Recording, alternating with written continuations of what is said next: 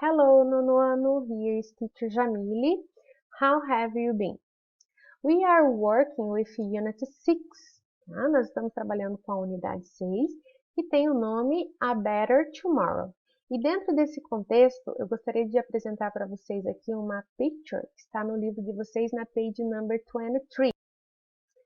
Vamos ler aqui então o que diz nessa chart. Olha lá. As he sat in his living room, he pondered why everybody was so worried about climate change.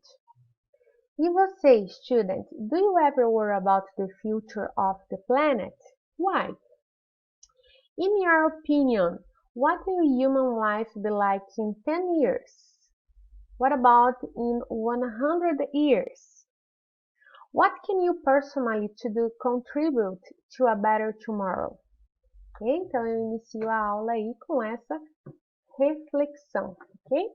E dentro desse contexto, a Better Tomorrow, ok? Nós vamos, então, estudar a Second Conditional, né?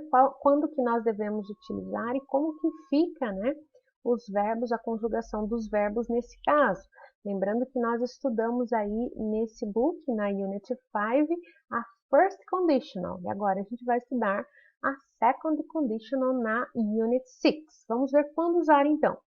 We use the second conditional to talk about hypothetical and real situations. Né? Então, são hipóteses, são situações irreais. São dentro desses contextos que nós devemos utilizar a second conditional.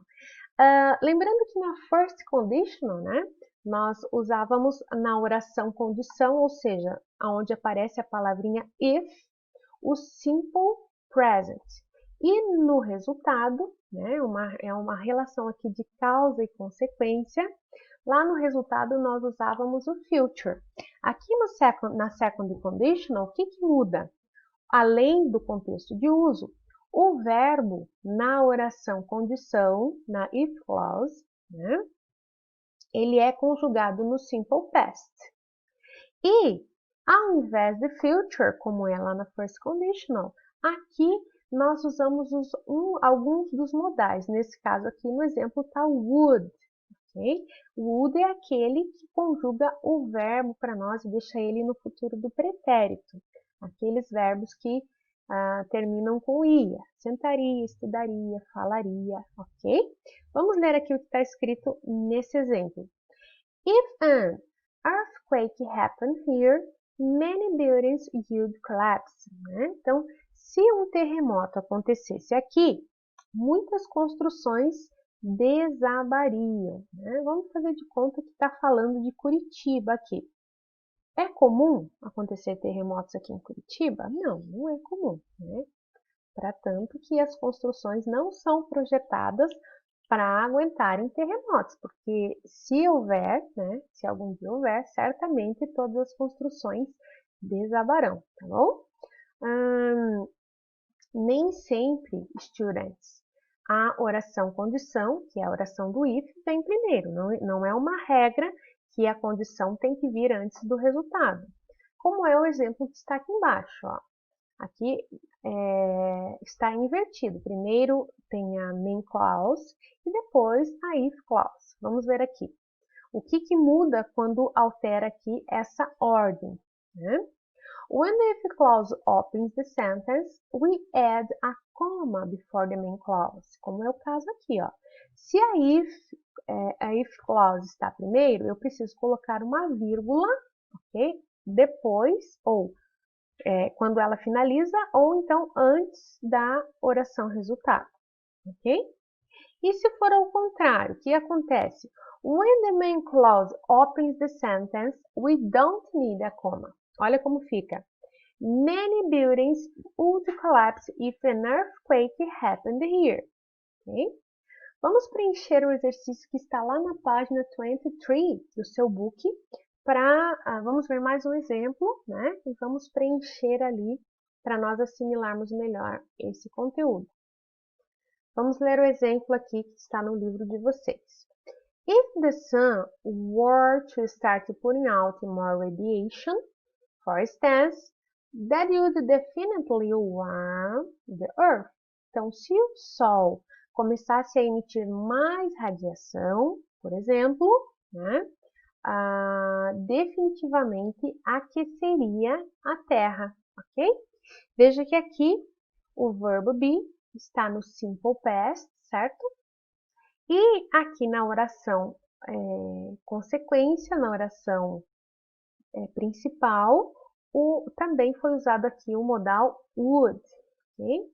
Vamos ver aqui, vamos preencher aqui então. Como que fica a estrutura da frase? Na if clause ou na oração condição, né? Nós temos aqui a palavrinha if, a partícula if, mais o verbo que tem que estar conjugado no simple past, ok? E na main clause ou no result, né? Nós temos aqui um modal, nesse caso aqui é o would que está usando, mais o verbo na sua forma básica. Por que na forma básica? Porque o would é que vai conjugá-lo, ok? Vai deixar ele no futuro do pretérito, tá bom? Bom, vamos fazer aqui o exercise number 2. After analyzing the example in activity 1, choose the best option to complete the following sentence about the use of the second conditional. Então, vamos ver aqui o que está pedindo a letter A.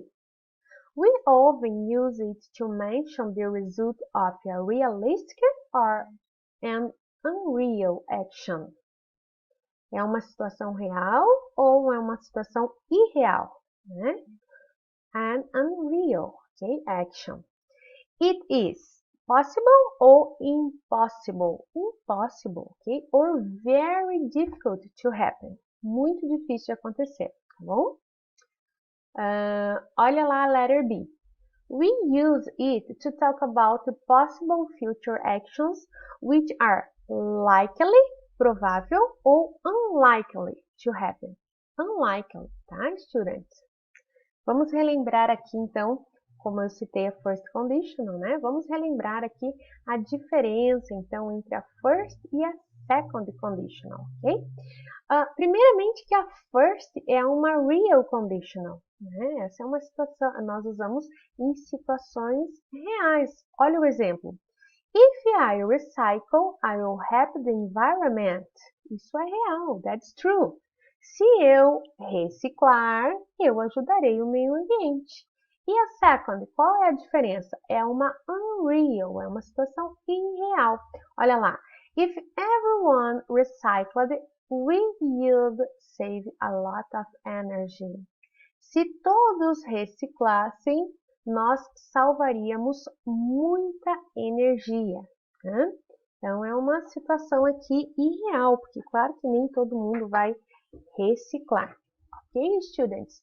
Para finalizar aqui, tem uma observação muito importante, tá?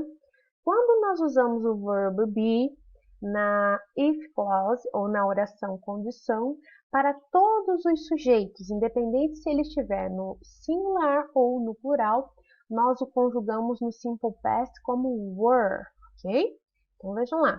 When the verb be is in the if clause of a sentence in the second conditional, we often use the verb form were, regardless of the subject.